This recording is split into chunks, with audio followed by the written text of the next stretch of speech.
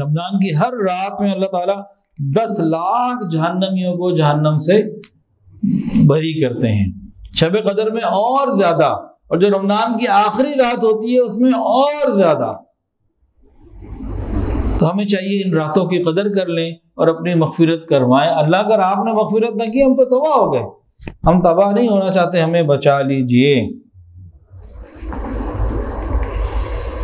رات کو تو جبرائیل علیہ السلام آتے ہیں، فرشتوں کے ساتھ پھیل جاتے ہیں، اور جہاں کوئی نماز پڑھ رہا ہے، ذکر کر رہا ہے، درود پڑھ رہا ہے، اور کوئی نیکی کا کام کر رہا ہے، دعائیں مانگ رہے ہیں، آمین کہتے ہیں، سلامتی بھیجتے ہیں، مصافحے کرتے ہیں، یہ ساری رات سلسلہ چلتا ہے۔ پھر صبح بھی تو ہوتی ہے نا، جب صبح ہو جاتے جبرائیل علیہ السلام آواز دیتے ہیں، اے فرشتوں کی جماعت چلو واپس چلو۔ فرشتے کہتے ہیں جناب ہم چلنے کے لیے تیار، لیکن ادھر ہوا کیا یہ تو بتائیے۔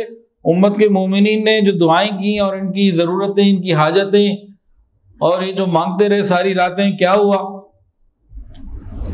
تو ہمیں بھی تو کچھ بتائیے۔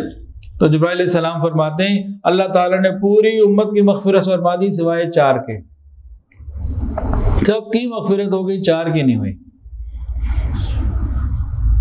جب نبی علیہ السلام نے یہ بات بتائی نا صحابہ کو، تو صحابہ نے پوچھا بھئی یہ 4 کون ہیں؟ کیوں پوچھا؟ تاکہ ہم ان 4 میں سے کسی ایک میں بھی نہ رہیں، تاکہ ہماری بھی مغفرت ہو جائے۔ تو اگر ہم یہ چاہتے ہیں کہ شب قدر میں ہماری مغفرت ہو جائے تو ان 4 میں سے ہمیں نکلنا ہوگا، کیونکہ جس زبان مبارک سے مغفرت کی بشارت ہے اسی زبان مبارک سے یہ بھی ہے کہ ان 4 کی نہیں ہونی۔ اور وہ 4 لوگ کون ہیں؟ ایک تو شراب کا نشے کا عادی، شب قدر میں اس کی مغفرت نہیں ہوتی۔ اگر کوئی نشہ اور شراب کا عادی ہو تو اس کی توبہ کرنے کی ضرورت ہے۔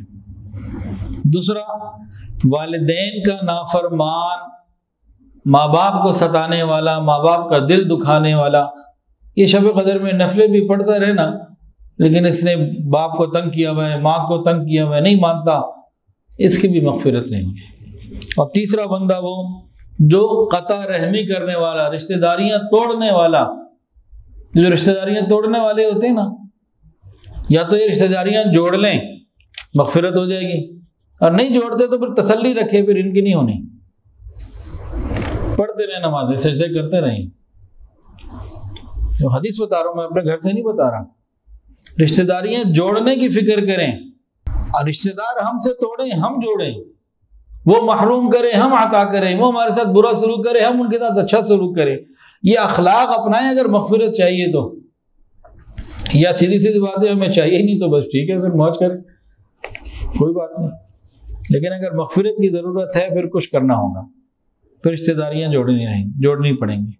ہاں، رشتہ دار نہیں جوڑنا چاہ رہے ہم سے تو وہ ایک ان کے اوپر آ گئی نا بات، ہم تو اپنی طرف سے جتنی رکاوٹیں ہیں وہ دور کریں، ہم اپنی انانیت کو، ضد کو توڑ کے ختم کر کے ہم اپنی طرف سے ہاتھ بڑھا دیں، ہم ان کے لیے دعائیں کریں، ان کے لیے ہدیے بھیجیں، اور کوشش کریں کہ جوڑ پیدا ہو جائے۔ وہ نہ کریں پھر ہماری تو خلاصی پھر بھی ہے نا، وہ ان کا معاملہ ہے، لیکن ہماری وجہ سے اگر رکاوٹ ہے تو پھر اس اپنی رکاوٹ کو ہمیں دور کرنا ہے۔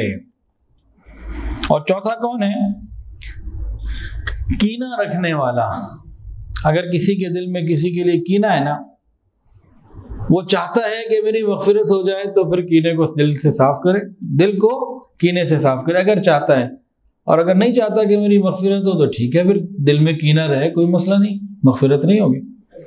مغفرت کے لیے کچھ تو کرنا پڑے گا، کچھ تو آگے بڑھنا پڑے گا۔ کینہ کسے کہتے ہیں؟ کینہ کہتے ہیں کہ کسی دوسرے بندے کے لیے ہمارے دل میں نا کوئی بات آ جائے، انتقام، برے جذبات، کہتے ہیں نا وٹ رکھ لینا، یہ چیزیں جب آتی ہیں نا یہ کینہ ہے۔ ہمیں اپنے دل کو کینے سے صاف کرنا ہے۔ جو سینہ بے کینہ ہوگا یہ جنت میں جائے گا۔